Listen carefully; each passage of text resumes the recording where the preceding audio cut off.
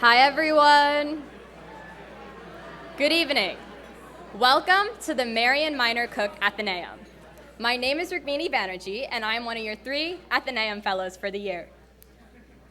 Today, the Athenaeum is honored to host Dr. Cornel West for the first time in over 20 years. He is a towering figure who needs no introduction, but here's some information to refresh your memory. Dr. West is the Dietrich Bonhoeffer Chair at Union Theological Seminary. At Union, Dr. West teaches a wide variety of courses, including, but not limited to, philosophy of religion, African American critical thought, and cultural theory. Dr. West views his academic work as a project of keeping the legacy of Martin Luther King Jr. alive. This legacy is one of truth-telling and bearing witness to love and justice.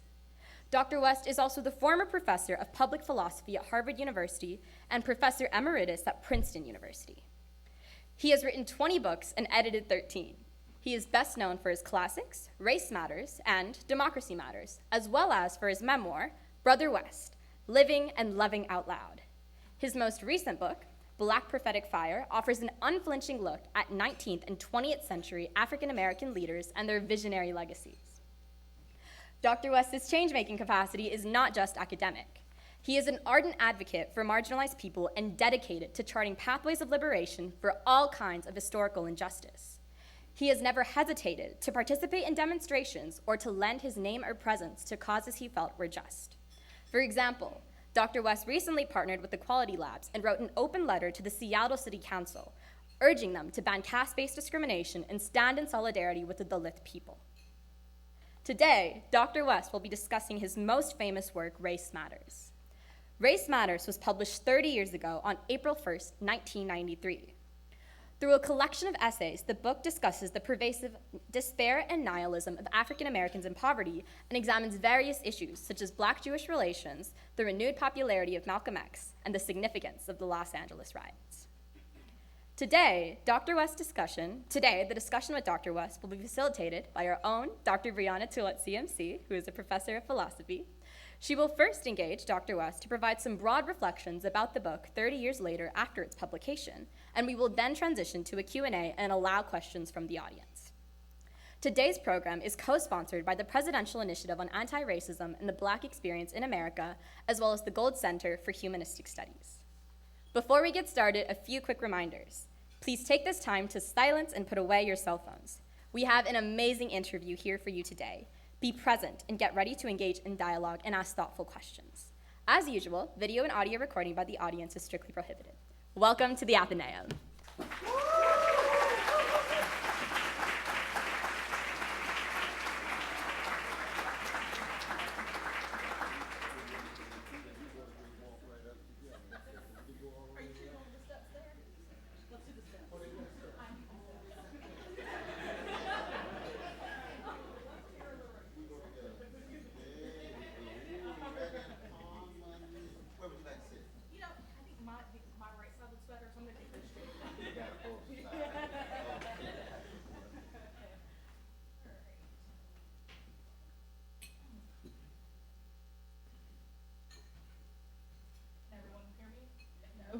No, I'm getting no's. There we go. All right. So thank you so much, Cornel, for being here with us today. Thank you all for being in the audience. In structuring the questions for today, I really tried to think about what you all might want to hear. That said, I definitely don't touch on everything in this incredibly juicy and delicious book. So please keep a tab on what you might want to ask that I don't touch on. But to start, I thought maybe you could do a bit of scene setting for us. I don't know if you can tell from the audience. They're babies. They were barely twinklings in the minds of their parents when this book came out. So can you do a bit of stage setting for us and tell us what prompted the book? What was the impetus? Because a lot of these kids, they didn't exist when Rodney King happened, when the verdict came out. So can you tell us a little bit about the pulse of the nation at the time? What was the general feeling, and what led you to write the book?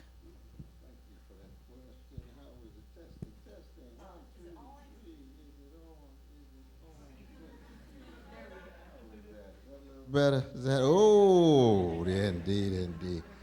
Well, I wish you could see yourselves. You look so beautiful this evening. Isn't that the truth?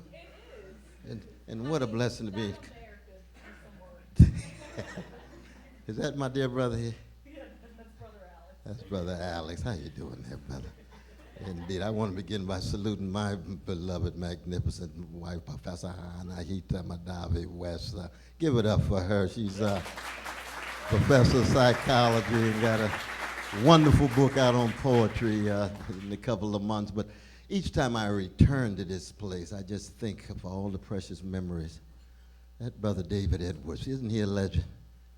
Is he a legend? Where is he? Where is he? Where is our brother? Where is our brother? David Edwards? Is that his name? Yeah. I got his name right now. Where is it? There he is. There he is. 36 years. 36 years. We were here in 1990 together. He first brought me here in 1990. And look at him. He's still looking good. No, absolutely. No, but I know I'll get to the question.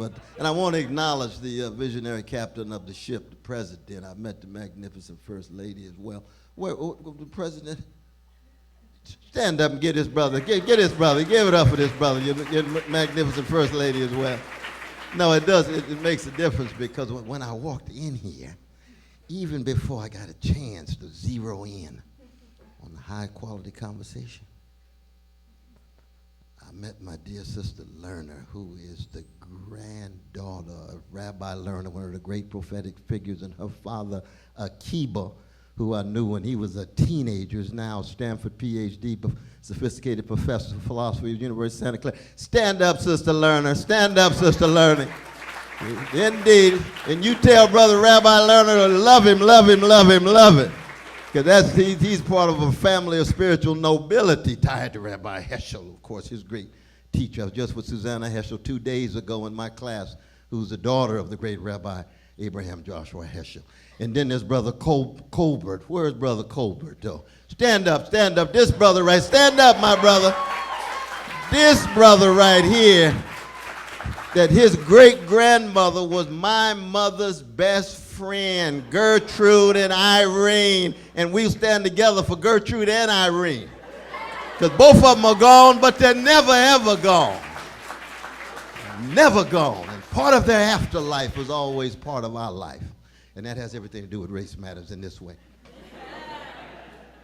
That the book is an accident. I didn't plan on publishing the book at all.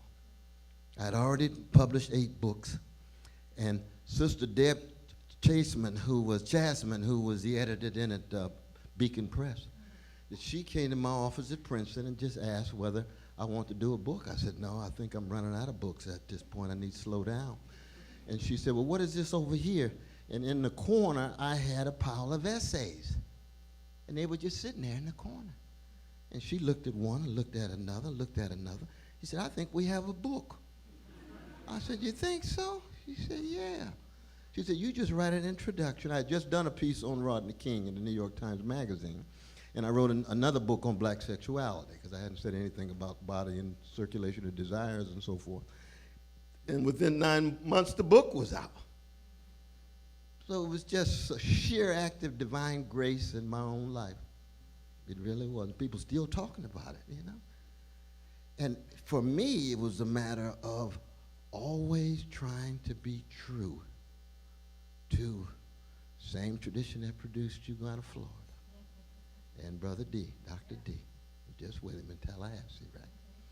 Which is in any major crisis of the American empire, any major catastrophic moment in the history of American democracy, there has to be an attempt to create a wave of moral and spiritual renaissance or awakening that accent the best of the elements of our traditions of the past. And for me, coming out of Sacramento, California, the West family, Shiloh Baptist Church, it had everything to do with how do you keep alive the prophetic legacy of Jerusalem? Is Hesed really, that steadfast love, can that be extended to orphan and widow and fatherless and motherless and subjugated and persecuted and hated and haunted? You see? And then the Socratic legacy of Athens. Socrates, thinking for yourself, over against the grain, nonconformity, having the courage to be right as well as wrong, but being adventurous enough to acknowledge your fallibility even as you attempt to build on the best of those who came before. Now, of course, because Socrates never sheds a tear, then I know that something's still wrong, because tears become fundamental for each and every one of us in terms of who we are. So intellectual integrity and conscience is crucial, but you have to have heart, you have to have soul. So race matters for me was a matter of saying, how do I keep alive the legacy of Martin Luther King Jr., Fannie Lou Hamer, Ella Baker, Rabbi Heschel, Dorothy Day, Edward Said, I'm talking about my dear Palestinian brother here. All those different traditions. It could be Persian traditions and those great prophetic poets. It could be in Egypt.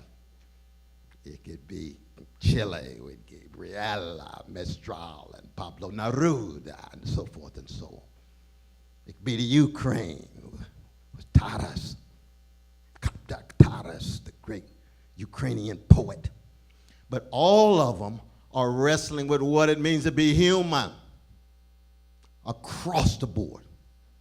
And what Race Matters was an attempt to do is to make a very, very small intervention, and I'm just a very, very small wave in a great ocean of a great people.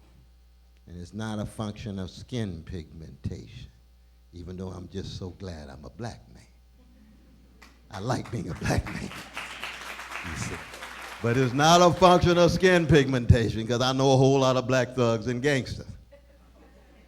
And I got a lot of gangster in me. We won't get into that right now, but I said it's a moral and spiritual choice that you make that connects to the best of traditions that has shaped and molded you such that you can be courageous enough to think, courageous enough to laugh, courageous enough to live, courageous enough to love, serve, and even live and die for something bigger than you.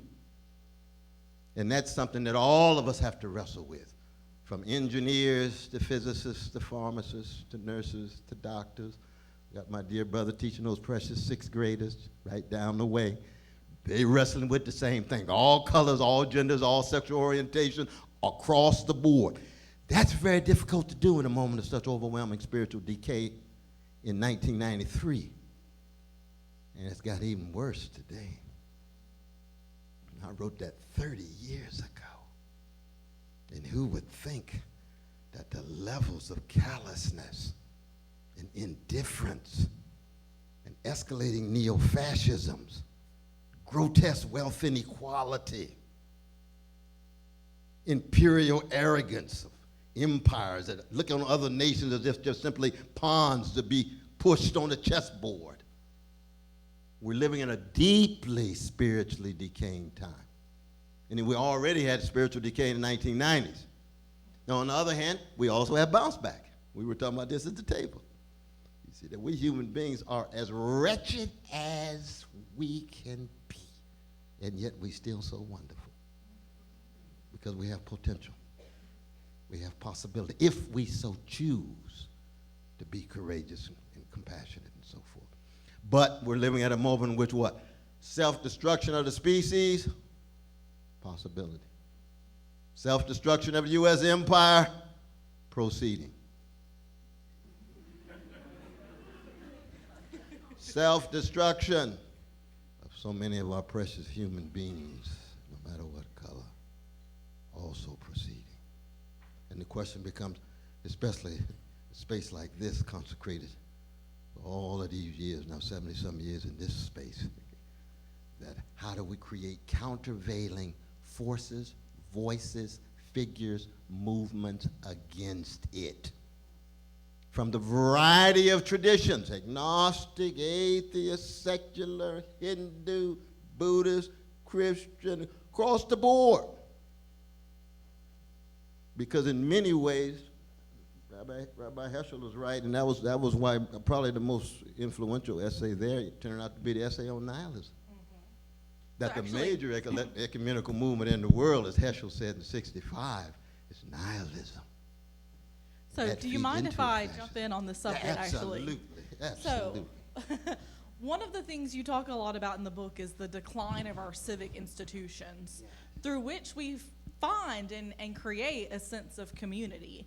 And you talk a lot about dispirited youth. That's not the language you use, but it captures it. And definitely, you all tell me if I'm wrong, it seems like you're a little dispirited.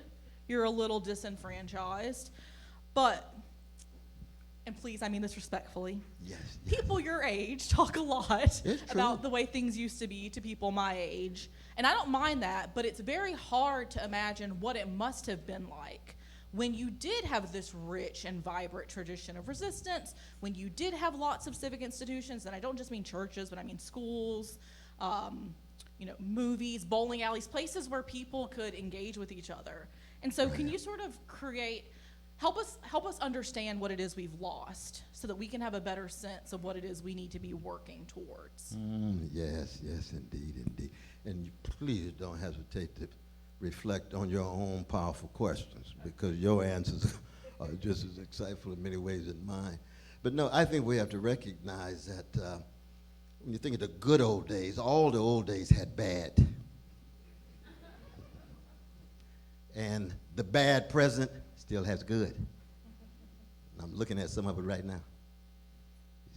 But we still have to be honest in terms of the historical specificity of various moments. You see, that 1990s, and I grew up in the 1950s and 60s in Sacramento, Glen Eldon, Southland Park, right? That the market was intense, but it was nowhere near the hyper intensity of commodifying everything. Mind, heart, soul, psyche, suite, street, bedroom, across the board. And that's spiritual meltdown, because that's just buying and selling across the board. I mean, a lot of young folk woke up to me, Brother West, I've been working on my brand for 4 years. How old are you? 17.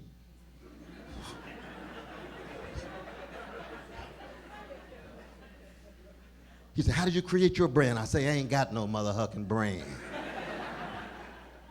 I got a cause. See, the freedom struggle is not a brand. So I'm a Christian. The kingdom of God is not a brand. See, the sacrifice for my family is not a brand. A brand is a market strategy to help you out in your careers so you can seize opportunities and maybe be part of the spectacle of superficial celebrity status. That's a brand. A cause is greatness. He or she will be greatest among you will be he or she who has the most courage to serve, willingness to tell the truth, seek justice, self-critically, no arrogance. We talked about that at the table. Right. Mercy, parent of humility, the benchmark of spiritual maturity, arrogance, haughtiness, condescension, always a sign of insecurity. And one of the challenges of all the precious young folk here in this space of all colors, that you're headed toward the professional managerial class, and the managerial class tends to be a space in a society in which arrogance, haughtiness, condescension, and trying to be the smartest in the room. That's an ideal. To stand out. You say, oh no, let the folks be smart, be wise, be courageous, be loving, be in but not of, cut against the grain in that regard. You see. And so when I look back, I say, yes, those public spaces that we had, deeply patriarchal, deeply homophobic, deeply transphobic, white supremacy shot through every nook and cranny of it in a raw way, still shot through it today, but in a much more raw way, you see.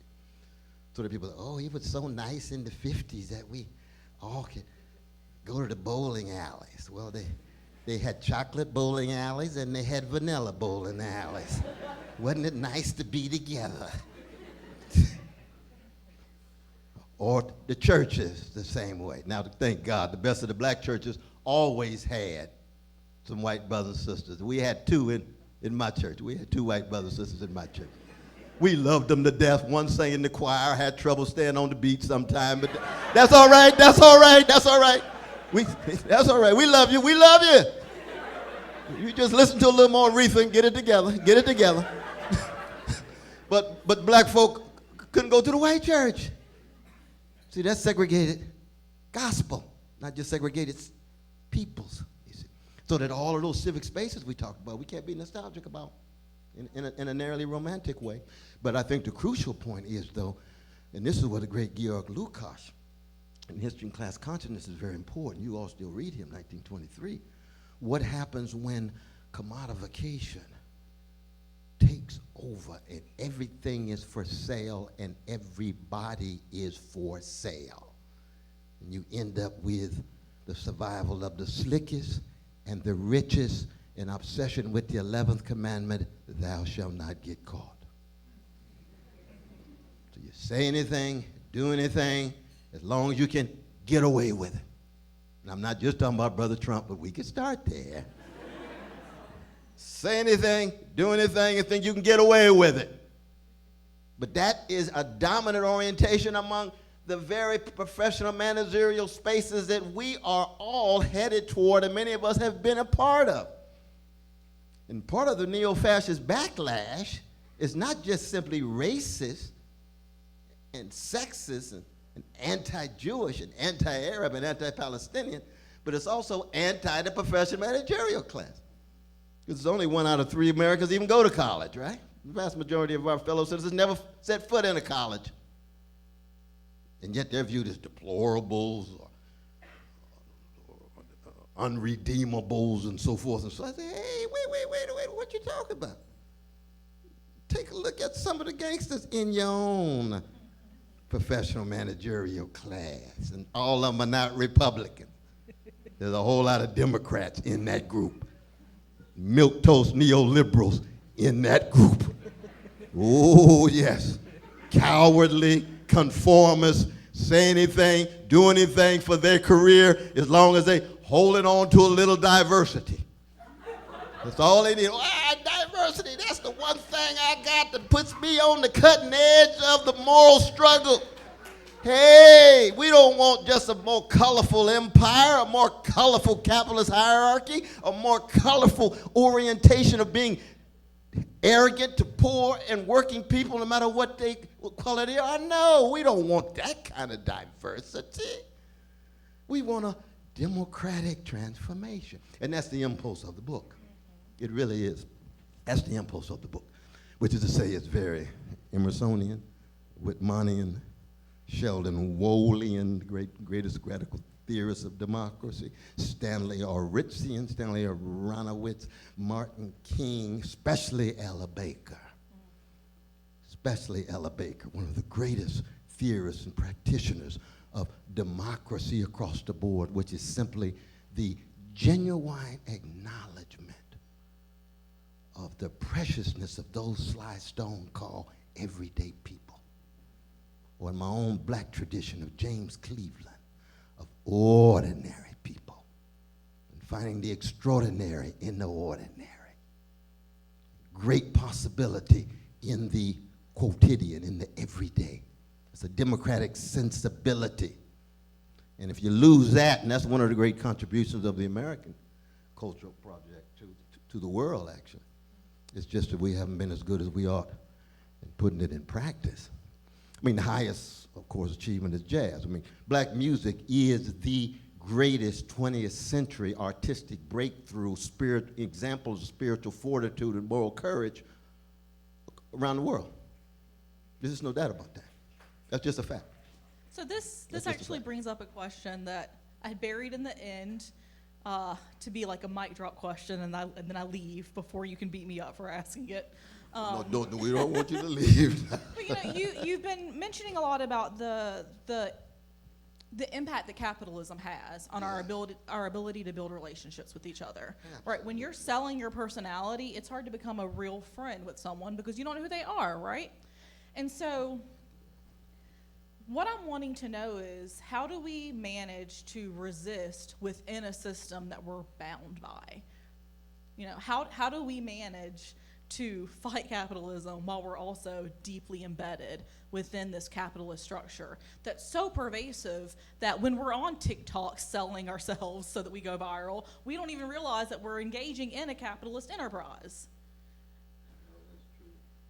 But we look back, because we as a species, we've been wretched for not just a long time, from the very beginning. So we can raise the question, you say, well, Shakespeare, how'd you do it? You got the plague shutting down the theaters.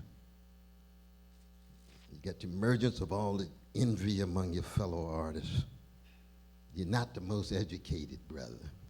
You got a little Montaigne or John Florio translation in the back.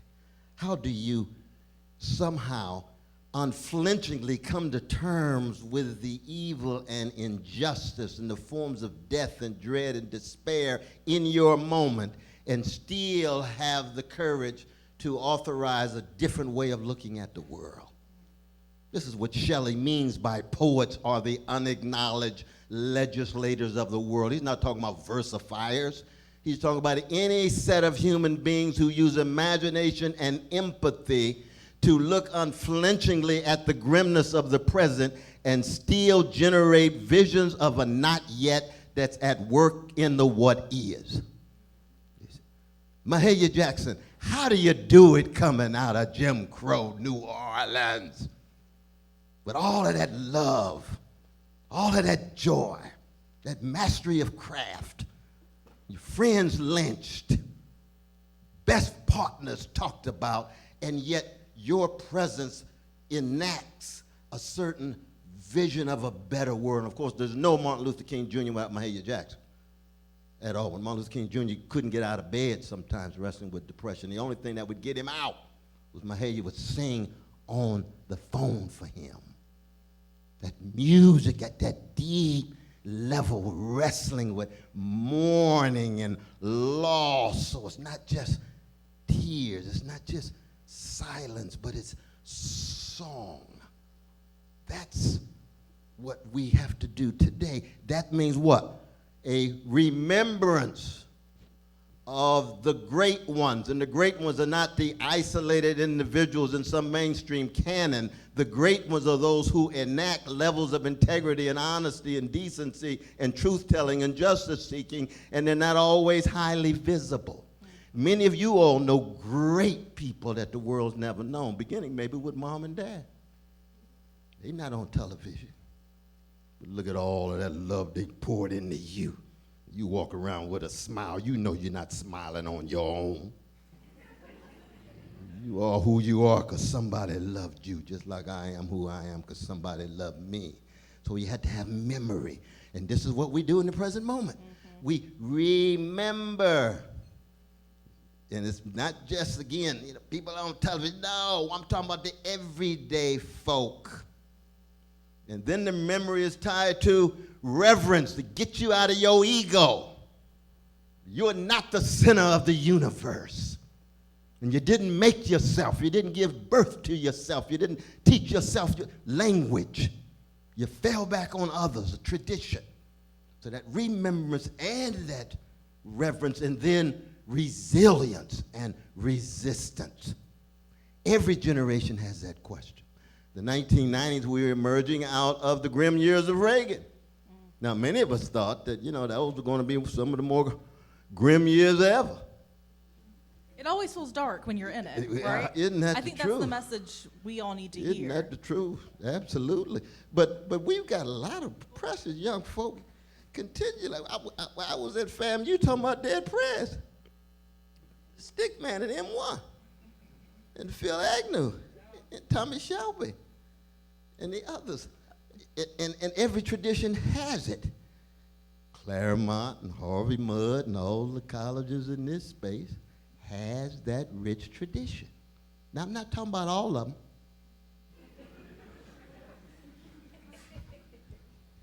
Because no one tradition is ever producing solely prophetic folk. Every tradition has been bastardized by cowardly, conformist, complacent, persons who are well adjusted to injustice and well adapted to indifference. And every tradition has a capacity and has always produced love warriors and freedom fighters and joy spreaders and wounded healers rather than wounded herders. But the question is, how do we situate ourselves within those prophetic streams and strands relative to our own traditions? So That's the question. This is such a great place for you us to be at, because one of the things that I think we're struggling with at CMC is this ability both to love each other and to hold each other accountable, right? Because it's really hard to make spaces for those two things. And one of the things you write, and I have to be honest, the Nihilism in Black America chapter might have been my favorite, but one of the things you wrote there, and I'm quoting, is that nihilism is not overcome by arguments or analyses, it's tamed by love and care. And you go on to write about our need to develop a love ethic, so a love towards oneself, a love towards others. And I'm wondering if you can offer us any guidance about this tension between a love ethic and what I want to call an accountability ethic. And really, an accountability ethic is my politically correct way of talking about cancel culture, which I think there's a lot of interest in this room. And so, yeah, how do we make space for letting people air their grievances, acknowledging those grievances, and then also leaving room for love? Because I think one of the reasons we struggle so much to build a vision for the future is because right now we're so caught up in our anger towards each other, our anger towards our inability to confront the past, that we're stuck and unable to move out of that place of frustration and hatred and anger. So I know this is a tough question. I would love to hear your reflections on this, Professor. Yeah. All right, so there are a couple of kids in the room for my spring 2022 class. Raise your hand, show yourselves. There it is, there they are, there they are, there they are. I was telling them when I was teaching, I asked them to close their eyes and raise their hands if they were depressed. And, every single student raised their hand. And then I asked them to open their eyes and take a look around, and they were shocked to discover. And so one issue is, we're really still ashamed to talk about how depressed we feel. But then when I was asking them what the source is, a lot of them admit it's social media, right? Like TikTok, you obsess over it. I get it. I love me some Instagram. I will watch cat videos all day, happily. But sometimes you need to go out and look at how beautiful the California poppies are. That is a color of gold that you can't get anywhere but California. And so my advice to them is you need to go out and remember what it is. All right, Kenneth, I see you making fun of me talking about flowers. You've got to go out in the world and see what it is you're fighting for, Sometimes for me that's flowers. Sometimes it's my fat cats. A lot of the times it's you all, but I want to be surrounded by people that I believe in and want to build a future for, because it's really hard for hate to exist when you love people so much. And I think it's really hard when you're not accustomed to loving people through their oppressing you, to learn how to develop that capacity. Yeah, that's a powerful answer. I probably don't have to say too much more. No, but for me, you see, I don't have anything against depression. I mean, who thinks you're going to make it from your mama's womb to tomb without being depressed? What kind of life you want to live? You want to be in Disneyland forever? Just go to Main Street and just stay there for 30 years straight, just smiling all the time. Everybody got toys and Coca-Colas and things. No. But there's a difference between retail depression and wholesale depression. I mean, the great John Dewey always made a distinction between retail skepticism and wholesale skepticism, right? That's very important. Stanley Cavell taught us there's deep truths in skepticism. Skepticism is inescapable. We need to be able to have critical dispositions toward any ways of looking at the world, but then we become skeptical about skepticism if it becomes dogmatic, because it doesn't allow you to take a stand. And you have to take a stand. And no one can live wholesale skepticism unless you're willing to accept the notion that a death of a mosquito on the wall has the same value as the death of your mother or father. and be proud of it. You've denied your humanity, and I ain't got nothing against mosquitoes. I mean, I would be part of a mosquito rights movement if they generated it. But I'm trying to be sensitive across the board to different creatures and things. But you all get my point. And so it is about depression. Depression is a sign that you haven't become so numb, that your conscience has become so coarsened, and your heart has become so hardened that you don't feel anything.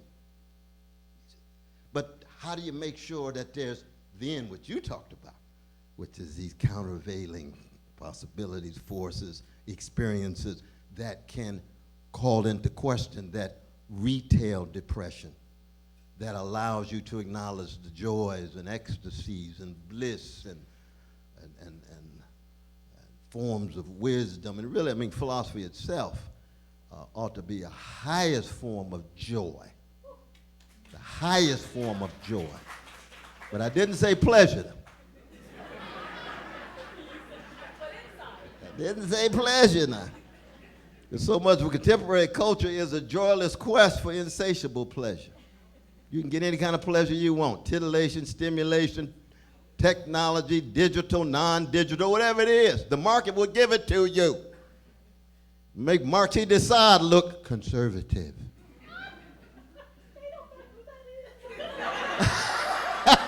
Yes, you all knew who Marquis de Sade is, right?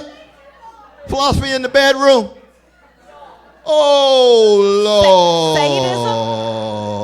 Lord. Sadism is named for the Marquis de Sade, if that gives you some indication of who the Marquis de Sade is.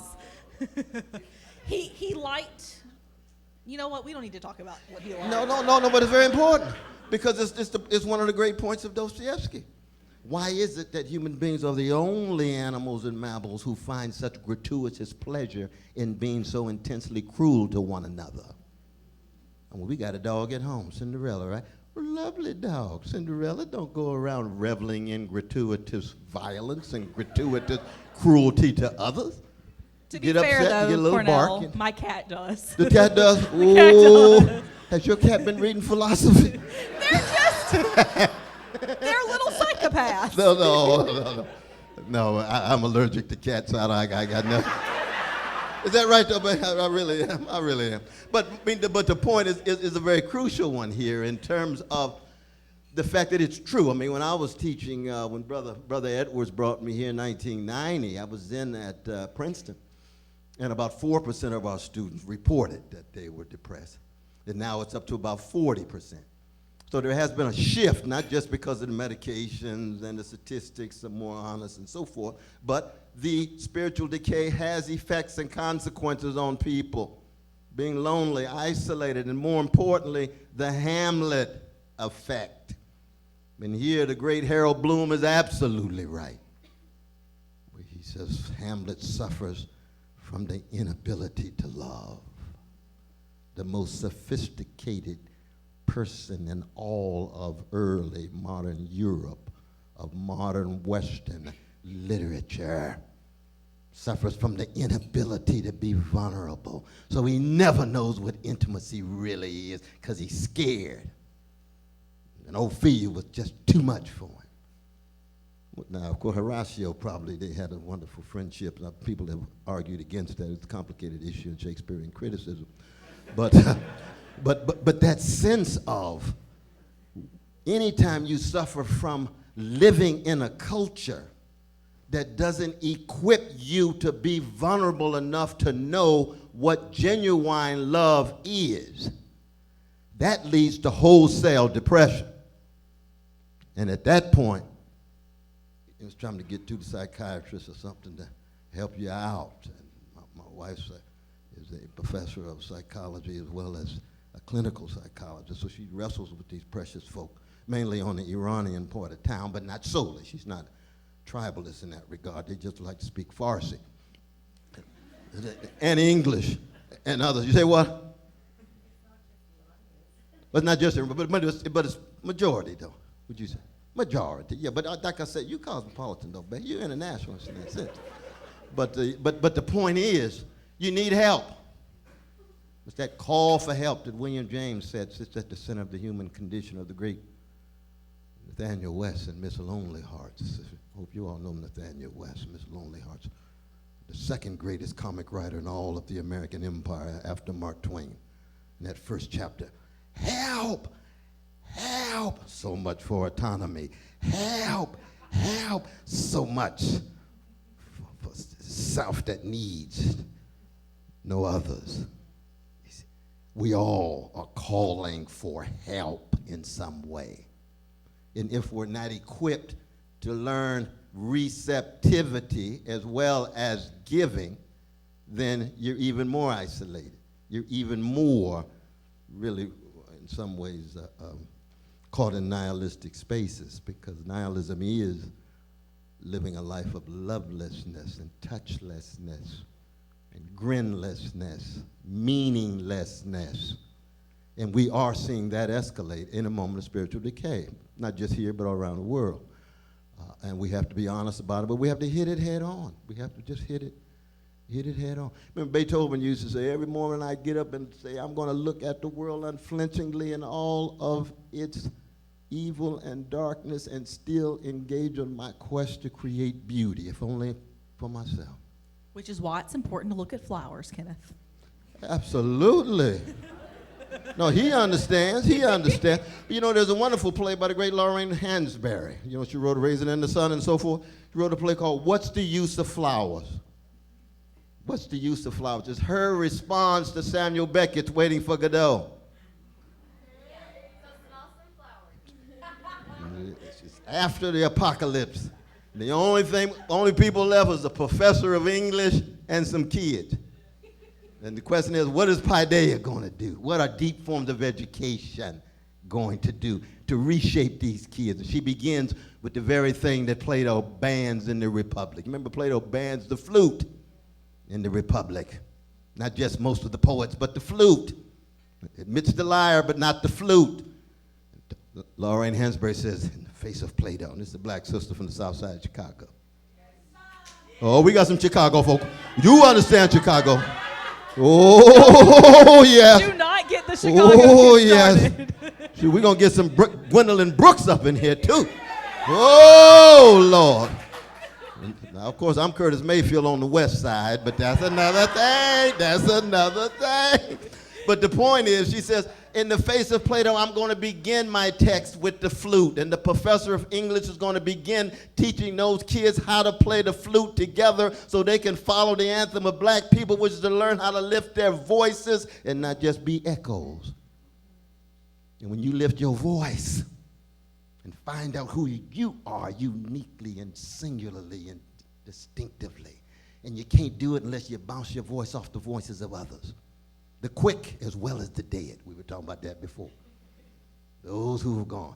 Most of the most profound folk in the history of the species are dead. Now, I hate to have to remind young folk about that. But most of them are dead. Some of them are your grandparents. And so you have to learn from the dead and their voices. And then say, but it's part of the quick. We got a whole lot to say. We got a whole lot to do. And one advantage we have is that we can bounce our voices off of the dead in the way they couldn't bounce their voices off us. Mm-hmm. Because you all do have still so much to contribute with your voices. And that's what Lorraine Hansberry was trying to say against some of the dimness that she saw in her fellow blues man from the Irish part of town, or part of the country, the great Samuel Beckett.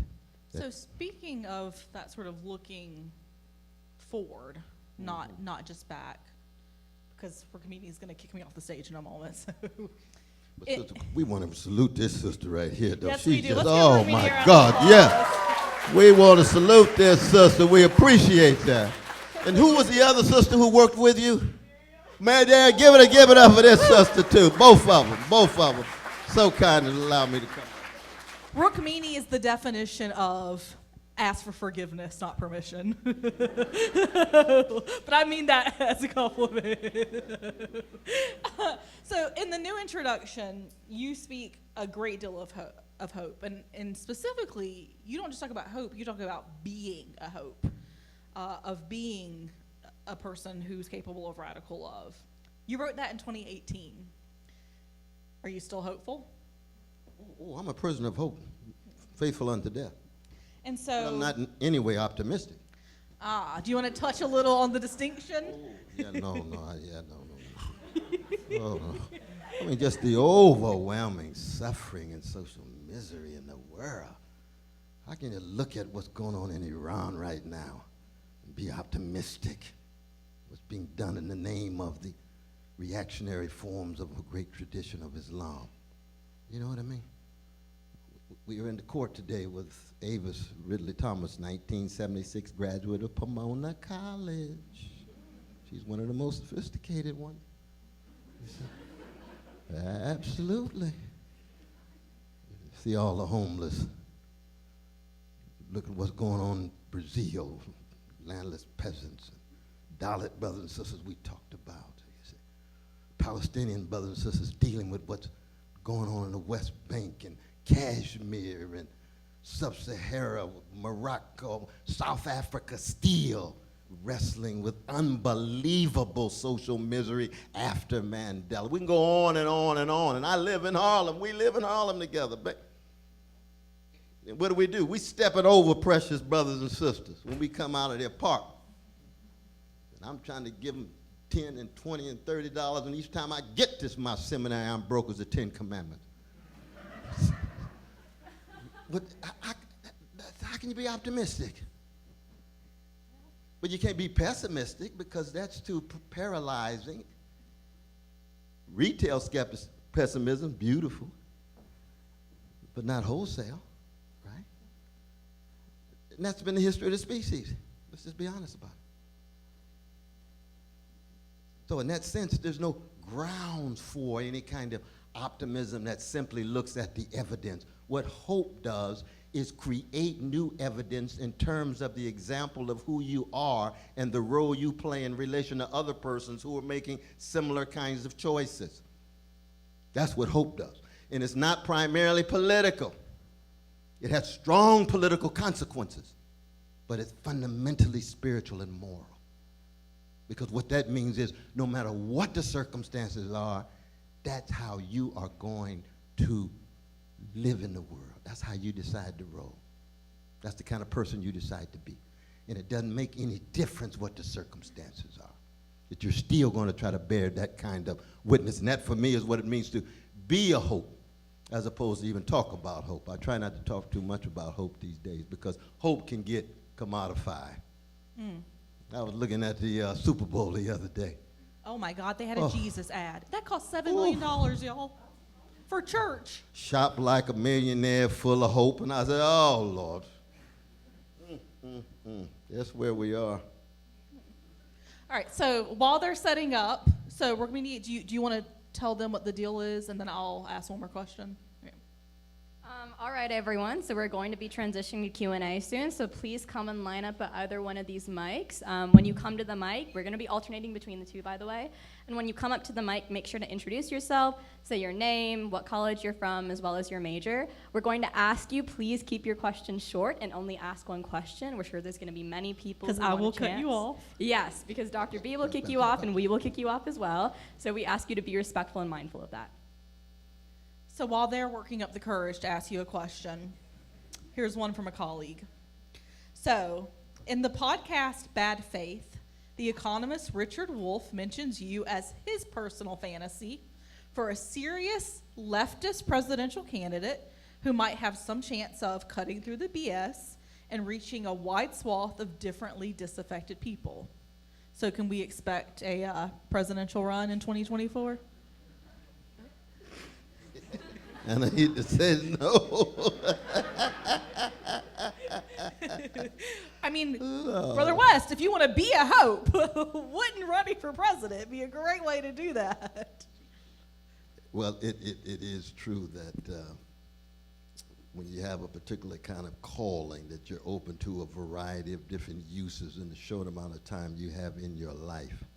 And so you're open to a variety of different roles that are always subordinate to your calling and your vocation. But I've never, ever conceived of myself as being part of the electoral political system. It's just so rotten in so many ways. And so I work with people in the system, but the work in the system is almost like asking a jazz man to be part of a military band when I can't play my blue notes, you see. You know, but on the other hand, one never knows. I don't say no to anything in terms of a role to be played. Never at all. Because it's not really up to me in that sense. Now, it's also probably up to Anahita, to my wife. But she knows it's also up to God, too. So you never know. But I didn't know he said that about me. Rick Wolf running around saying stuff like that. And now it's the personal fantasy of a lot of people in this room because I put it in their heads. Real life inception. Are you ready with me? Awesome. You guys hear me? Absolutely. Awesome. Hello, thank you so much for being here. This was truly an amazing experience to hear you talk. My name is Tatiana Amaya, and I'm a West Philadelphia native, senior here at CMZ. West Philly, So, West Philly thank you. in the house. So as somebody who has years of experience working with Freedom Schools over the summer and with Brother Sharif Al-Mekki, who is, I don't know if you're familiar with him. Lord, yeah. Yeah, so Magnificent. Brother Sharif Al-Mekki was my former principal, and so we engaged a lot of conversations like this, and is actually how I got started into my passion to education. And so I'm curious to hear your thoughts about the role of education, and particularly the role that people in my generation, as I'm entering the classroom upon graduating from CMZ, play, and continuing the conversation about history, bringing Booker T. Washington, Marcus Garvey in the classroom, and doing so in a way that is intentional and purposeful, but also leading the next generation of students so that they too can enter the classroom and do the same.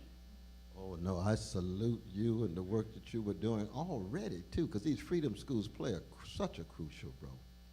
They really do. I mean, it's no accident that so many of our great artists do not come from the more formal educational institutions. Thank God Eugene O'Neill dropped out of Princeton, you know. It's true, R.F. Scott Fitzgerald. But thank God Prince didn't go to Juilliard. You see what I mean? No, Miles Davis did, but he dropped out after a few weeks because he said Charlie Parker could teach me more than the teachers. Not because the teachers are not. You got magnificent faculty here. Is that right? Give it up for the faculty. Give it up for the faculty. Give it up for the faculty. That President, First Lady, all then true. But the faculty be the first ones to tell you, we didn't produce Coltrane. We didn't produce Aretha Franklin. You see what I mean? So that when you think of Pi Day in education, you have to think of it in its overarching way. It's any form in which persons learn how to attend to what really matters so they can be true to the best of themselves, to cultivate a critical sensibility such that they can become a real force for good as a mature, loving soul or person. That's what education really is. And you can get that in a whole host of different ways. You see, a whole host of different modes. And Marcus Garvey, what college did Marcus Garvey go to? Dropped out of school in 13. What college did James Baldwin go to? Not one, but a college went through both of them. Now I know you got some seniors graduating on the 13th, right? Yes. On May 13th. Ooh, it's gonna be some smiles, tears of joy. But the question will be, did the colleges in this Claremont space go through you as opposed to you just getting a diploma and having a credential? And one of the signs of knowing that it went through you is you learned how to die in order to live.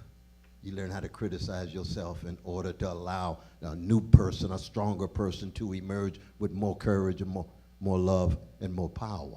So and that's precisely what freedom schools have done historically and can do today. So I salute you very much so. Thank you. Very much so.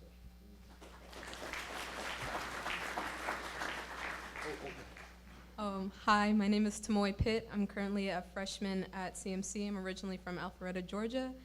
Right. Oh. And so I just had a quick question, kind of circling back to the topic of depression. And you touched on the fact that no one goes through their life happy. We all know that. We all experience sadness at our point, but it's all about not letting nihilism take over. But also at the same time, I want to ask, like, when should you, like, allow yourself to be depressed? Because we know we can't be happy all the time. But shouldn't there be times where we should harden our hearts sometimes to, like, feel that type of resilience instead of relying on hope? Ooh, that's a complicated question, though, sister. It really is. Sorry. Because see, that melancholia, you know, is a complicated thing. Freud and others have tried to reflect on it in terms of what happens when the longevity of a sadness sets in such that it becomes such an intimate companion of oneself that one can never proceed without it being attached to your heart and mind and soul. You can't get any space. And you need some space from that to have some spaces for joy. And so I don't really have an answer that could satisfy all the different responses to how you create that space, because there's so many different ways of doing it. Friendships, and we were talking about reading texts on our table. I was asking what was the favorite literary text that empowers you, provides insight for you in terms of living, not just your politics, but you're living at the deepest level, you see. And we all make different choices in that regard, but you're absolutely right that there has to be some moments in which we find sources of empowerment to get some critical distance from the weightiness, the sheer gravitas of melancholy, the sheer gravitas of the depression. And see, I think in many ways, and I've learned this from I keep going back to my beloved wife, Professor Dietrich West, but I mean, depression is also a genuine illness. So you don't just overcome it by will. Is that right, though, Becky? You don't just overcome it by individual will, though. Isn't that right? Well, exactly. You make it more complicated already, though. But she's absolutely right.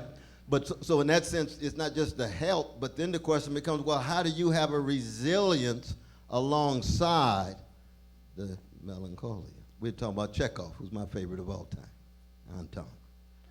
You see, you read The Student tonight, if you have time. It's only 3 pages. 1894, Chekhov's favorite story. I know they just had 3 sisters just a few weeks ago. Is that right? Right here in this space. He also was wrestling with that sadness all the time. You could see it in those short stories. You could see it with the 3 sisters. You could see it in the seagull, Cherry Orchard, and so on. But he got enough resilience to keep the love flow going, which is that question, love, pursuit of truth and beauty and goodness. And so he's an agnostic and a medical doctor, so it was not in any way religious, but he was so religiously musical because he understood what religion was about, even if he couldn't accept religious conclusions. That's very important, because I'm a Christian. Chekhov had more love in him than most Christians I know. He just couldn't accept the Christian conclusions.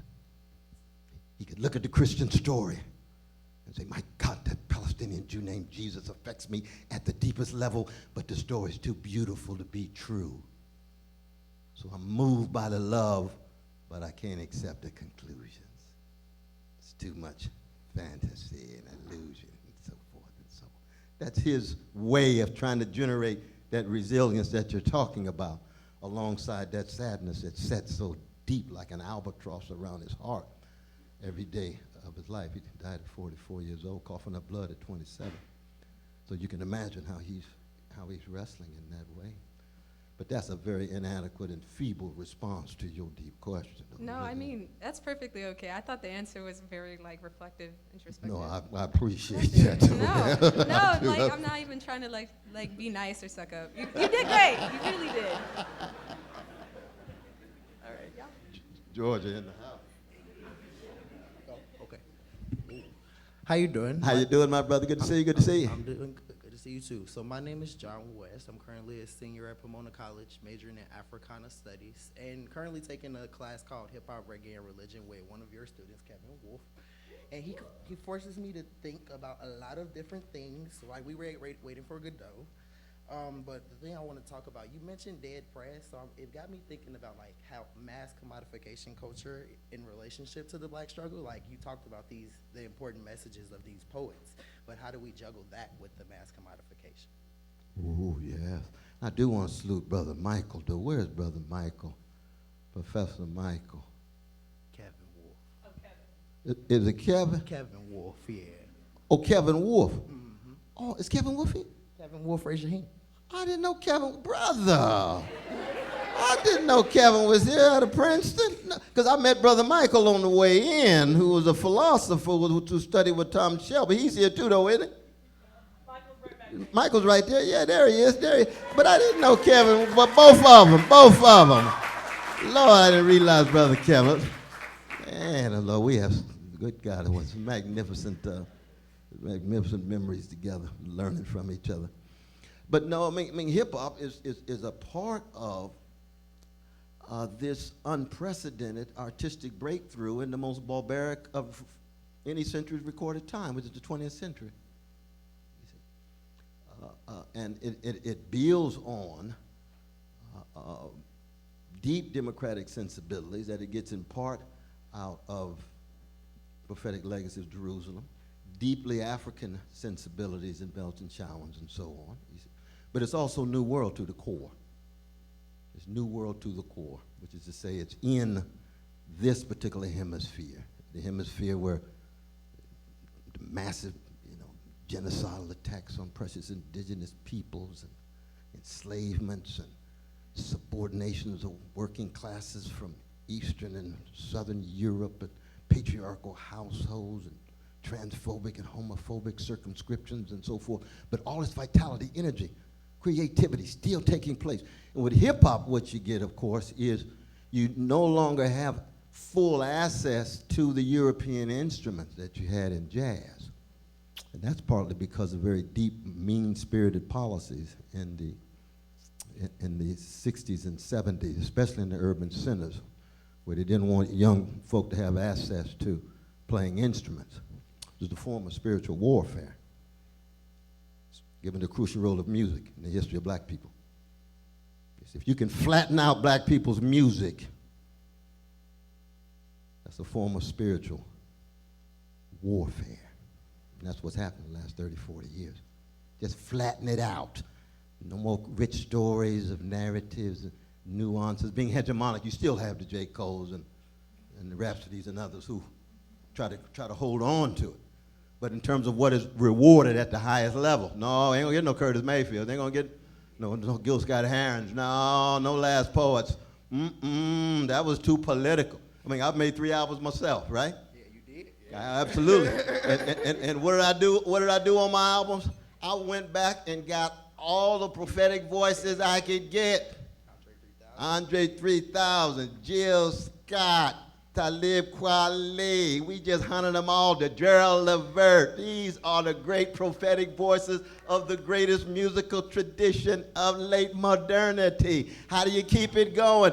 Pass it on to the younger generation, just like Raising in the Sun that Mama tried to do for Travis. How you gonna pass it on? Pass it on, pass it on. So when I finally fade away, no longer here, disappear, that tradition is still at work. And that's the best of hip hop. But hip hop has been so thoroughly commodified. And yet it has become very much like jazz and rhythm and blues, so much of the lingua franca of young people all around the world. Partly as a result of American cultural imperialism, partly as a result of folk all around the world. New Delhi or the West Bank or Tel Aviv, our precious Jewish brothers and sisters. Oh, I just don't think I can live without Tupac. Let me throw down a little Hebrew. I'm gonna throw down some Hebrew on it. How come? Tupac is saying something about my humanity. I'm dreaming in Hebrew, but he's touching my soul. That's what we're talking about. Because at that point, you got something that's much deeper than all of our other identities that are racial and gender and sexual orientational and national and so forth. And those are real. But in the end, it's about human beings and ways in which we can treat the planet better and other creatures better and each other better. So that I don't give up on hip-hop at all. I love the best of hip-hop. I'm just so deeply upset when I see it flattened out, you know? Definitely. I wish I could be in your class, but Brother Kevin, I know he's working it out beautifully. I know that brother's working it out beautiful. I'm going to tell Eddie you said hello, brother. Thank you. Hi, my name is Pallavi Raju. I'm a first year studying government at CMC. Thank you so much. Your words were so powerful. I have a question about the way you differentiated between hope and optimism. And I was wondering, like, in our space today, I feel like there's sometimes we're trying to carry those voices and we're trying to learn from the past and speak up for our future, but we feel like our voices aren't being heard and we're kind of shouting into a void. So how do we keep that hope alive, even if that optimism doesn't exist, in a space that's so enclosed and in a space that we are supposed to build as students, yet we feel like our voices aren't being heard? Yeah, I appreciate the question. But keep in mind, another way of looking at difference between optimism and hope, and all these are just heuristic constructs, so it's tentative and provisional and fallible. But optimism oftentimes is associated with being a spectator.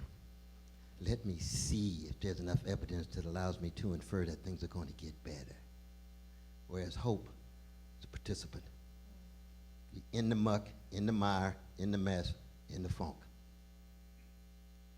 And the beautiful thing about life is that's where the love is. It's in the funk. It's in the mess. That's Samuel Beckett's great term. It's in time, in space, in the impure, in the ambiguous, in the ambivalent, in the complex. But once you're a part of it, then you see the contradictions in yourself. You see the incongruities in yourself, not just in others. And so Manichaean views of the world began to collapse. No such thing as all good on one side, all bad on the other. No such thing. No. All of a sudden, hope is then something that's just as much a verb as a virtue, right? You're in motion, in mess, in mire, in muck, in funk. And so in that sense, just getting up every day. Because you're a freshman now too? From where? Like 20 minutes outside of Chicago. Oh, we got a lot of Chicago folk right there. Absolutely. So you're getting up every day, and you decided, okay, I'm going to the cafeteria, I'm going to deal with this mess, and it's going to be wonderful. We're going to have a good time over these eggs. You're going to ask somebody how you doing, how your mama doing. Like, she's doing great. Thank you for asking. No, yeah, but I'm asking you, but I'm talking about you asking the folk around the table. Right, I wasn't really sure if it was rhetorical or not, so I wasn't gonna, but thank you. Oh, that was lovely, that was lovely. But I mean, but that's very important. I mean, even the people you have deep political disagreements with. So you get up and you progressive and you got a Trump out at the table. Oh, Lord have mercy, how this gonna work? So you ask the question, okay, well, how's your mama doing? Well, she's having a rough time, Brother West. In fact, she had a stroke last night. At that point, it ain't about Trump's politics. It's about the humanity of that person sitting at that table wrestling with the pain of their mama. And you say, you know what? I'm concerned about your mother. You wrong as two left shoes about your politics, but I'm concerned deeply and genuinely about your mama. And hope takes the form of what it means to stay in motion and in movement as a force for good, for love, for truth, for beauty. And that takes place around the table, takes place when you go out to run, it takes place when you have your little music group and you decide to play a little whatever you play, klezmer, whatever it is. You're in motion, you're doing something creative that takes you outside of yourself.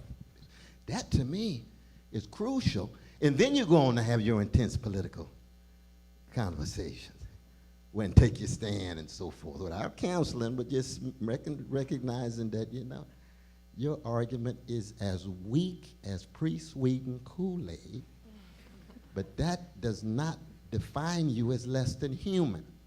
It just means you need to read more intensely. You need to expose yourself to more sophisticated ways of looking at the world, because I need to do the same thing. all of us need to be exposed. All of us need to grow and mature and develop and so forth. So that's one of the ways of trying to wrestle with that question. Cornel, do you mind if I just, Valerie, is that? Pallavi? Pallavi. One thing I think it's important to keep in mind, when you feel like I've got to deal with climate change and the fact that minimum wage is garbage and I'm probably not ever going to be able to afford a house, it starts to feel really daunting going into the future, right?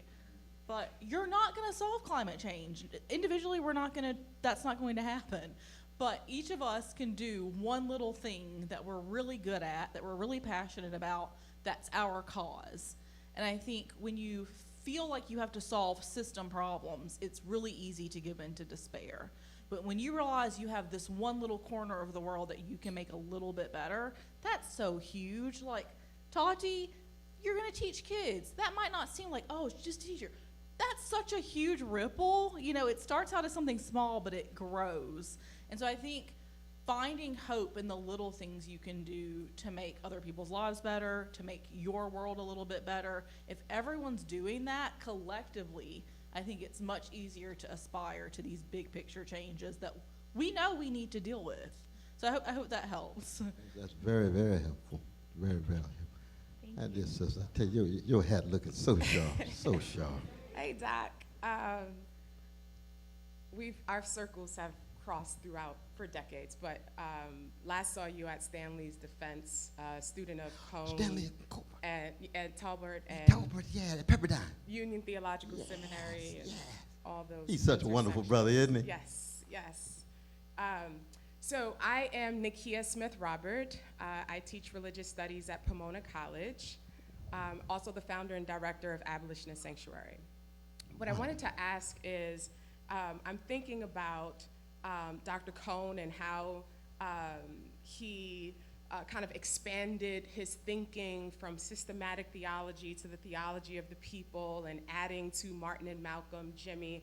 I'm wondering, as you are entering this stage of your thinking, how has it expanded? What direction are you heading in? What reflections do you have? And what insights can you give us about what I consider one of the most urgent moral crises of our time, which is mass incarceration, and particularly the criminalization of Black women and Black mothers. So as you are thinking about love and justice in the world, how can you expand, where are you in your thinking in terms of how you are expanding those paradigms and adding to it? And also, what insights can you give to abolitionist movements, particularly from a theological perspective? Ooh, yes. Ooh, thank you for that question, Noah. Let's give it up for our distinguished professor here. Distinguished professor. They're so blessed to have you, though. They're so blessed to have you here. I've been blessed to teach in prisons for 41 years, as you know. We started about 200,000, and there's now over 2 million. And for me, it's been a matter of lift every voice and being so deeply shaped and molded by my brothers. I can't go to the sister side, given the segregation of the mass incarceration regime. We just did a thing for Brother Mumia just 2 days ago with the daughter of the great Richard Wright, Julia Wright. And it's part and parcel of that attempt to always be multi-contextual, which is a little different than multicultural. Multicultural is very important, but if it's multicultural within the same class, then you're still missing out on much. And one of the great crimes against humanity in the last 40 years has been precisely the expansion of the mass incarceration regime alongside the unprecedented opportunities of the middle classes. So that the gap between the professional managerial classes and those precious brothers and sisters in the hoods and barrios and reservations, white sections and so forth, disproportionately now in terms of growth of rate, sisters, women, percentage-wise, not numerically, but percentage-wise. And so in my own thinking, it's really a question of how do I connect the various forms of catastrophe, nuclear, ecological, economic, social, psychic, spiritual, Mass incarceration is not just a crime against humanity, it is a form of catastrophe. And how does one creatively respond to it? Which means you go to the voices themselves. So you facilitate those voices being heard in that regard. And that's why Angela Davis and Sister Ruth Gilmore and Michelle Alexander, so many others are really avant-garde in that regard. And yourself. Thank you. Sister Love, you know, at Columbia and so forth. So I'm just learning.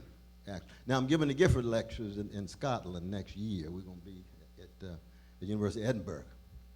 So that's on the international scale. And that's going to be rich.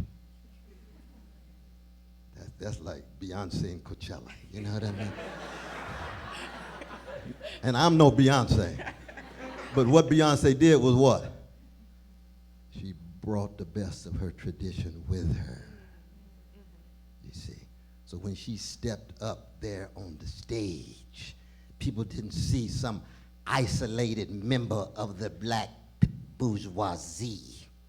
They saw FAMU Band playing Larry Blackman cameo and playing Before I Let Go, Frankie Beverly and Mays and so forth. Bring that tradition with you.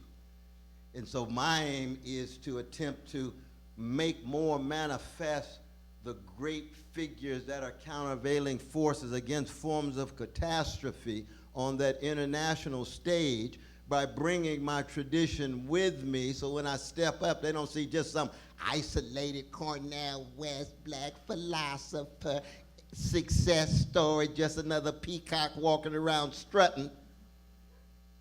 No, peacocks strut because they can't fly. He said, I want to be able to fly with my tradition, with all of those voices and viewpoints and visions, all of that suffering and sacrifice, those bodies at the bottom of the ocean, those hanging from the trees, and yet still fighting back with such dignity. How do you capture that? And one way you do it is you have to be multi-genre. You can't just do it with a philosophical treatise. Thank you.